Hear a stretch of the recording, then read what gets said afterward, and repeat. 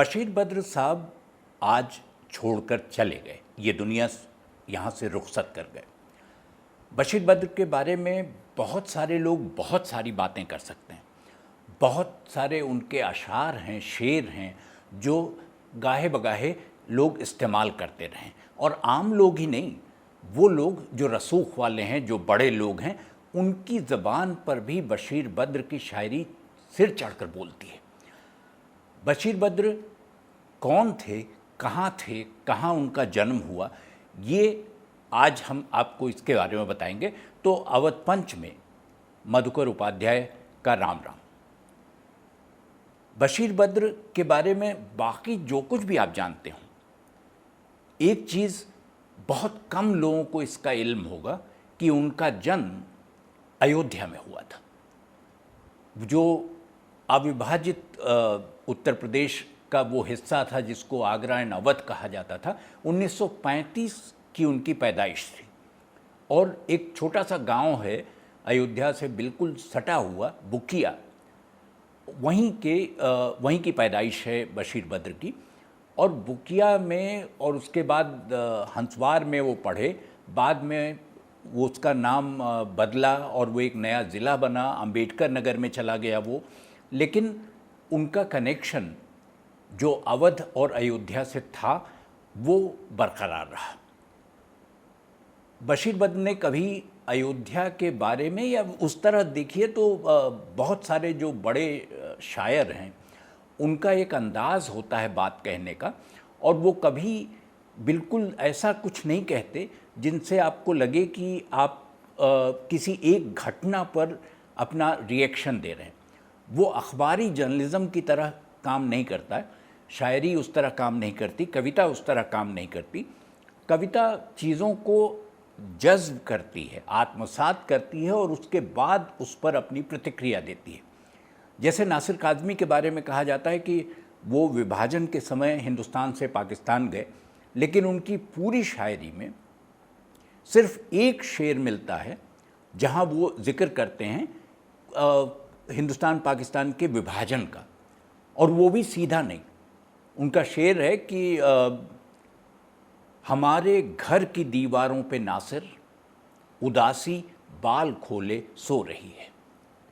आप इसको कहाँ से कहाँ तक इसको एक्सटेंड कर सकते हैं, इसका फैलाव कितना देख सकते हैं।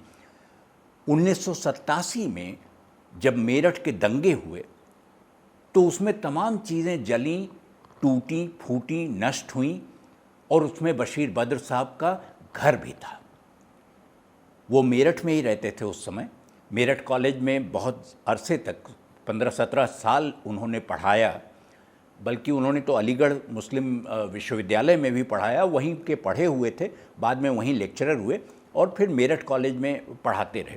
उस दंगे में हुए नुकसान के बारे में बशीर बद्र साहब का एक शेर है, लोग टूट जाते हैं एक घर बनाने में, तुम तरस नहीं खाते बस्तियां जलाने में।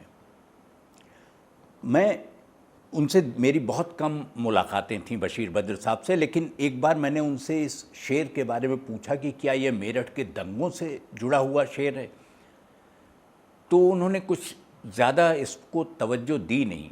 इस सवाल को ही उन्होंने जैसे इग्नोर कर दिया, और बिल्कुल झाड़ते हुए कंधे से उतार के उन्होंने कहा कि इसको महदूद न करिए दंगे तक।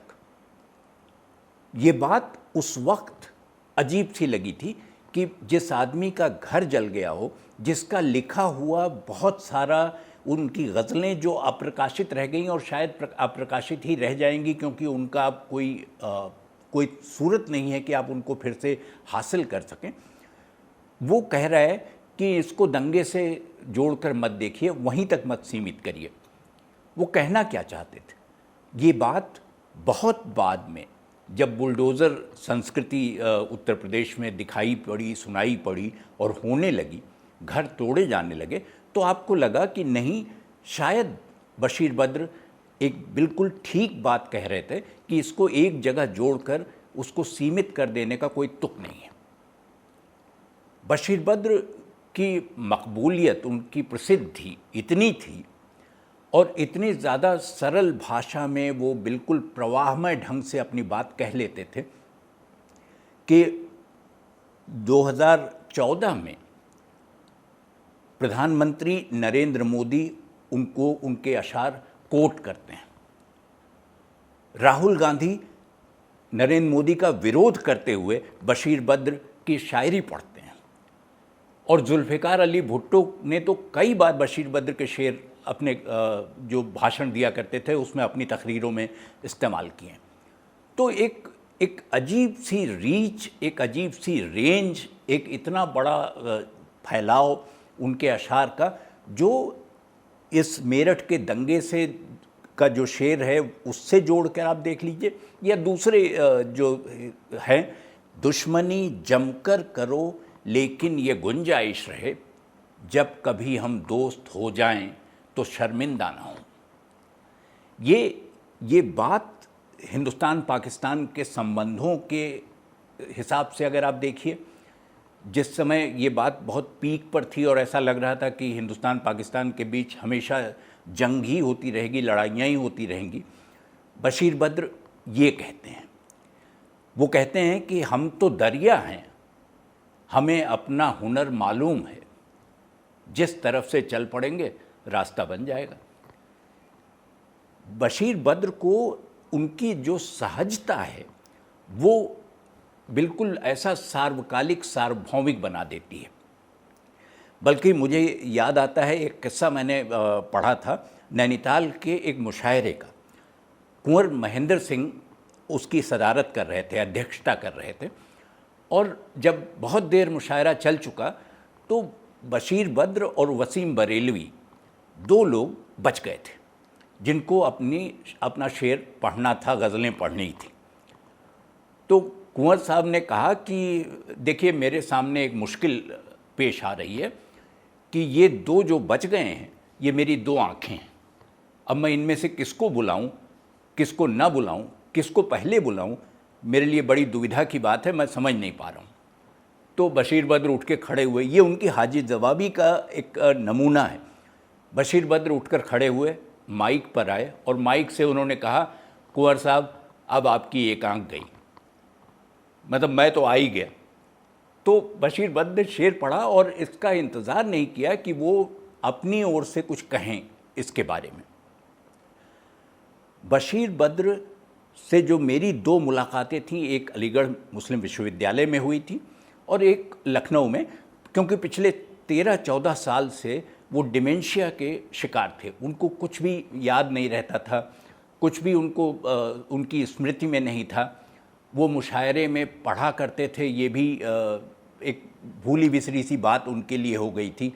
और जो कुछ मेरठ दंगों ने नहीं खोया, उन्होंने उससे ज़्यादा डिमेंशिया की लंबी बीमारी ने उनसे छीना और हम सब से छीन लिया।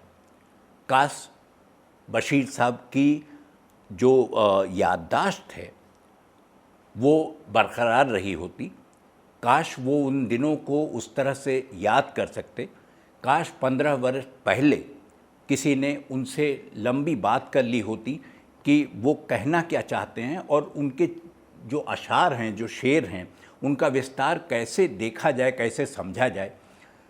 ये अब बिल्कुल मुमकिन नहीं होगा, क्योंकि बशीर साहब अब हमारे साथ नहीं हैं।